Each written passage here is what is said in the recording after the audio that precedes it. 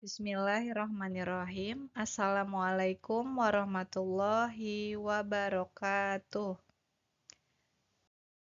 Pada hari ini kita akan belajar tentang iman kepada kitab-kitab Allah.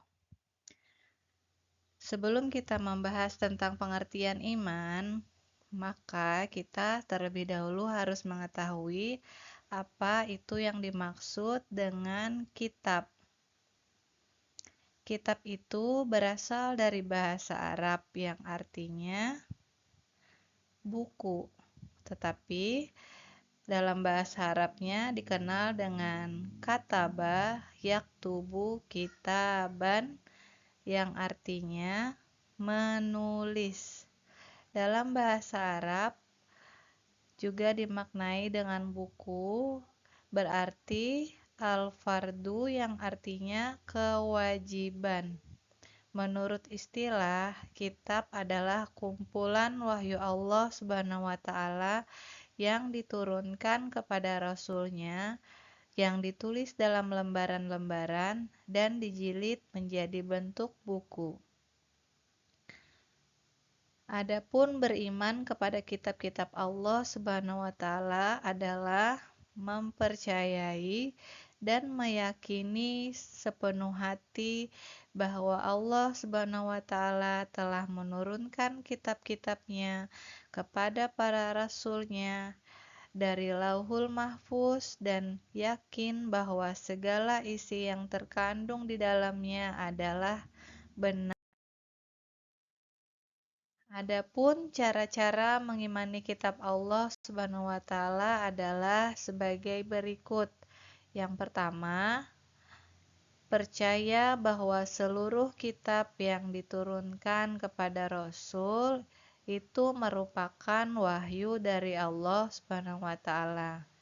Kemudian, yang kedua, mempercayai bahwa kitab-kitab sebelum Al-Quran secara ijmali atau global, maksudnya mengimani kitab-kitab yang diturunkan Allah Subhanahu wa taala itu tanpa harus mengikuti ajarannya.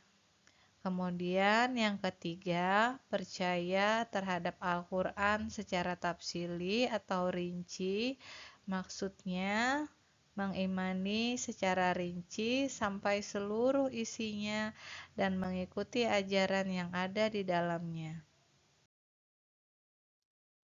Baik, sekarang kita akan memasuki macam-macam kitab Allah. Kitab-kitab Allah Subhanahu wa taala yang diturunkan kepada para rasulnya sejak zaman dahulu sampai zaman Nabi Muhammad sallallahu alaihi wasallam disebut dengan kitab samawi. Adapun kitab samawi artinya kitab yang berasal dari langit, yaitu kitab yang diturunkan dari Tuhan. Kata langit menunjukkan sesuatu yang bersifat kiasan atau majazi. Kata samawi dimaksudkan untuk arti Tuhan atau Allah Subhanahu wa taala yang lazimnya bersifat tinggi seperti tingginya langit yang tidak terjangkau oleh pikiran manusia. Kitab-kitab Allah Subhanahu wa taala yang wajib kita imani ada 4, yaitu sebagai berikut. Yang pertama, kitab Taurat. Sebagai seorang muslim, kita wajib mengimani kitab Taurat, yang mana kitab Taurat ini diturunkan kepada Nabi Musa alaihissalam. Taurat adalah kata yang berasal dari bahasa Ibrani yang artinya syariah atau namus. Dalam bahasa Indonesia, Taurat diartikan sebagai peraturan. Isi kitab Taurat adalah keyakinan yang harus menyembah Allah, jangan menyembah berhala, beberapa hukum agama, serta menerangkan kedatangan Nabi Muhammad SAW. Beberapa hukum agama tersebut tidak berlaku lagi setelah diturunkannya Al-Quran kepada Nabi Muhammad SAW. Kemudian kitab yang kedua bernama Kitab Zabur. Zabur merupakan kitab Allah Subhanahu wa taala yang diturunkan kepada Nabi Daud alaihi salam. Di samping sebagai seorang rasul, Nabi Daud alaihi salam juga sebagai seorang raja bagi Bani Israel.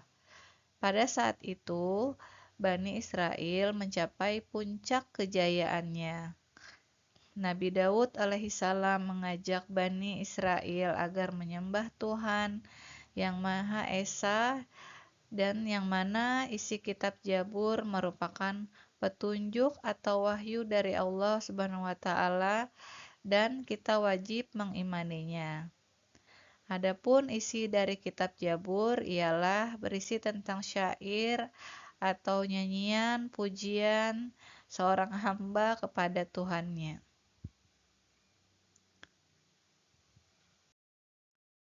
Yang ketiga bernama Kitab Injil. Injil berasal dari bahasa Yunani.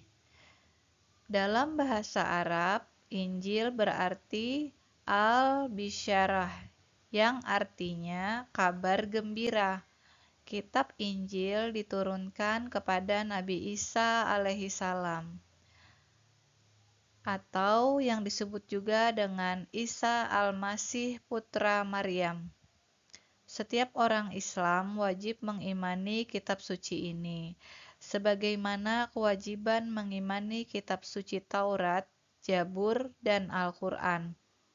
Kitab Injil diturunkan sebagai pedoman untuk menyatakan keyakinan tauhid terhadap Ilahi. Selain itu, Injil juga berisi keterangan dan ajaran-ajaran yang membenarkan atau memperkuat ajaran yang terdapat dalam kitab-kitab sebelumnya, yaitu kitab Taurat dan Zabur.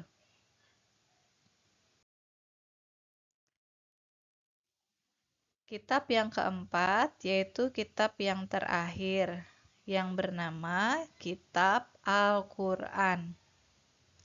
Menurut bahasa, Al-Quran berasal dari kata qoro'a, yaqro'u Qur'anan, yang berarti bacaan.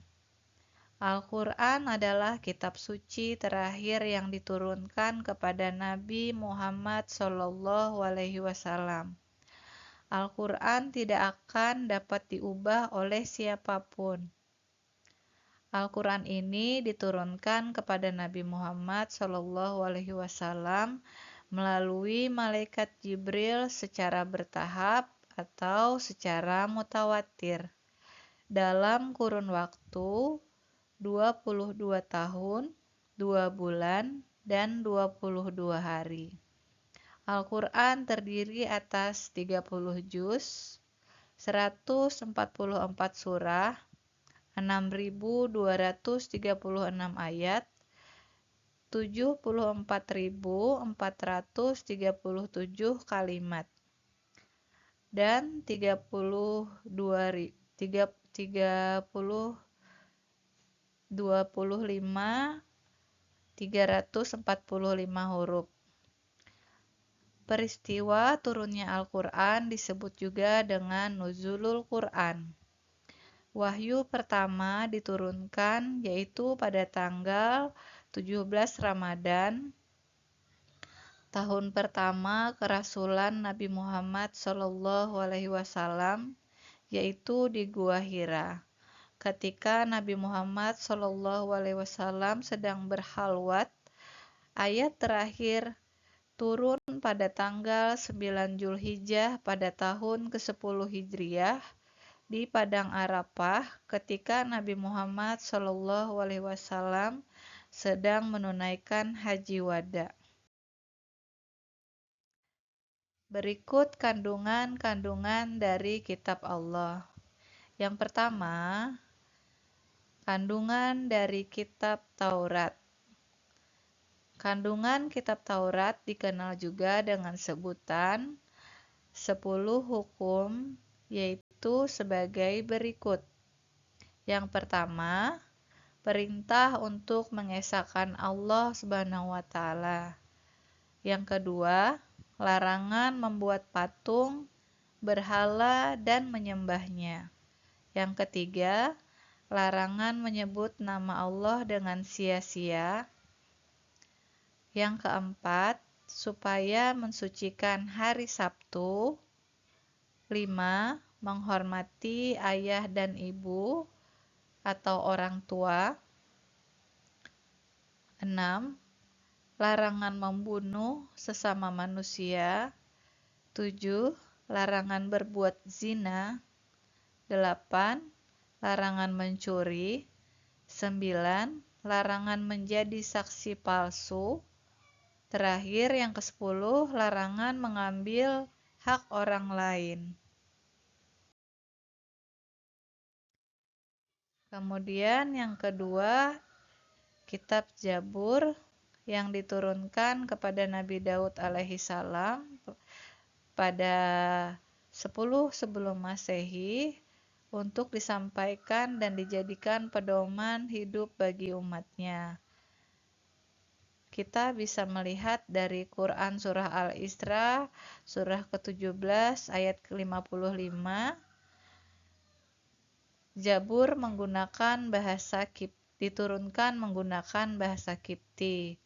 Isi dari kitab Zabur adalah doa, zikir, dan hikmah, serta menyeru manusia kepada agama. Kitab ini tidak berisi syariat, sebab Nabi Daud alaihissalam dan umatnya diperintahkan untuk mengikuti syariat Nabi Musa alaihissalam. Yang ketiga, Kitab Injil. Injil diturunkan kepada Nabi Isa alaihissalam sebagai petunjuk hidup bagi kaum Bani Israel. Kitab Injil ditulis menggunakan bahasa Suryani. Adapun isi dari kitab Injil adalah sebagai berikut. Yang pertama, seruan untuk bertauhid kepada Allah Subhanahu wa taala. Yang kedua, ajaran hidup zuhud dan menjauhi kerusakan terhadap dunia. Yang ketiga, menghapus sebagian hukum Taurat yang tidak sesuai lagi dengan zaman. Dan yang keempat, terdapat keterangan bahwa kelak akan datang utusan Allah Subhanahu wa taala yang terakhir bernama Ahmad atau Muhammad untuk menyempurnakan ajaran para rasul pendahulunya. Adapun kandungan dari kitab yang terakhir yaitu isi kandungan kitab Al-Quran, yaitu berisi 3 pokok hukum sebagai berikut. Yang pertama, Al-Quran berisi tentang hukum-hukum i'tiqadiyah, yaitu hukum-hukum tentang keyakinan, seperti percaya kepada Allah Subhanahu wa taala, percaya kepada malaikat, kitab-kitabnya, para rasulnya, hari akhir, dan takdir.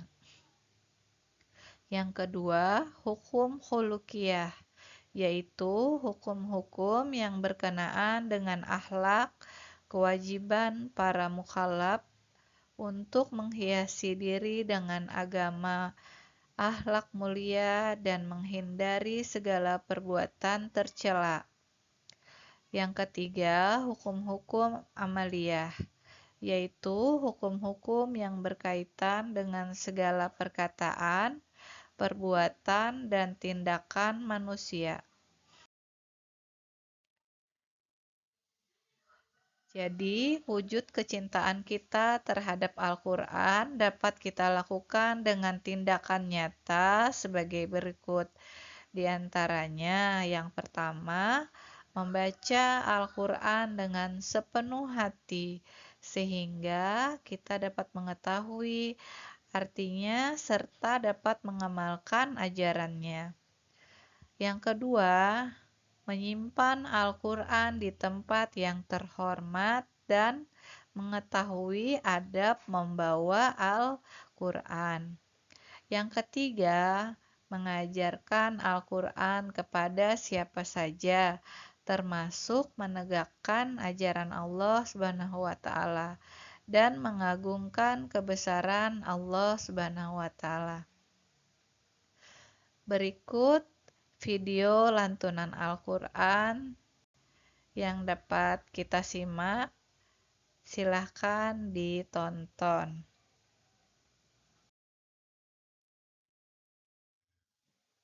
Oke, setelah kita menonton video, silahkan menjawab pertanyaan uji pengetahuan berikut. Ada 5 pertanyaan terkait materi beriman kepada kitab-kitab Allah. Oke, demikian penjelasan bab 2 tentang beriman kepada kitab-kitab Allah. Wabillahi taufiq wal hidayah. Wassalamualaikum warahmatullahi wabarakatuh.